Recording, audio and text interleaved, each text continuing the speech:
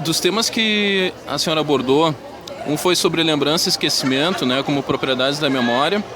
E qual a relação entre ambos? E como as tecnologias da presença e da ausência influenciaram ou influenciam também na questão do passado? Bom, a relação na questão da memória entre lembrança e esquecimento é a mais completa. Quer dizer, você não pode falar de lembrança sem pressupor o esquecimento, porque se você lembrou é porque você esqueceu alguma coisa. A memória é sempre seletiva, né?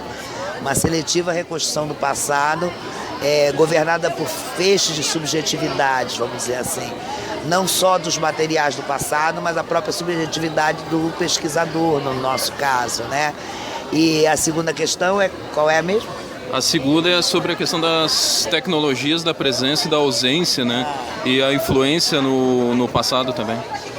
Bom, se a gente pode pensar na comunicação, no escrito, sobretudo, como uma tecnologia da presença, mas mesmo ele não é uma tecnologia completa da presença, porque o que você vai colocar como escrito pressupõe também uma ausência. Então eu acho que não existe uma tecnologia completa da presença, né?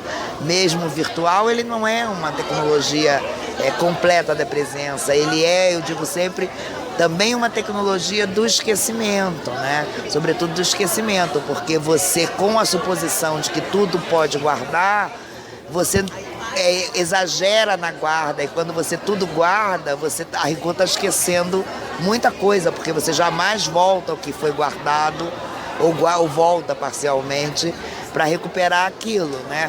Então eu acho que as tecnologias são sobretudo tecnologias da ausência, e elas só servem para, na suposição de construir uma história, por exemplo, dos meios, se você for procurar para além da própria tecnologia da comunicação, né? Você procurar em outras possibilidades, né? Que não sejam tão visíveis, né? E que aí eu acho que você pode tentar interpretar o passado. Pois é, e que razões que podem levar o passado a ser o objeto de comunicação é muito subjetivo, assim, um tipo de questionamento como esse?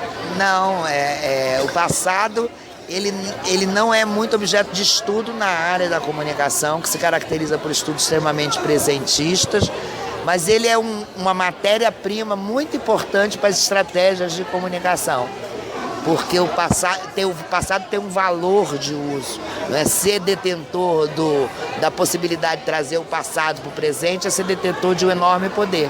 E os meios tradicionais fazem isso com muita propriedade, ou seja, dão o valor de uso ao passado para ressignificar a diferença desse passado em relação àquilo que a gente considera o tempo presente. E professora, na sua opinião, qual é o lugar dos meios de comunicação atualmente na história? Olha, o lugar dos meios de comunicação, eu acho que não é dos meios da comunicação na história, é a mais absoluta, porque através da comunicação você desenvolve mecanismos de tentar compreender e explicar os processos humanos do contemporâneo, né? Que são encharcados de comunicação. Então, a gente se move na comunicação. Então, sem a comunicação, você certamente não é capaz de explicar o contemporâneo na sua complexidade, e também sem a comunicação você não é capaz de explicar o passado, porque, como eu digo, são os atos de comunicação dos homens que perduram no tempo, possibilitando a recuperação desse passado, a reinterpretação desse passado. Professora, sob o ponto de vista da questão do olhar documental, que relação que você faz com os manuscritos do Brasil?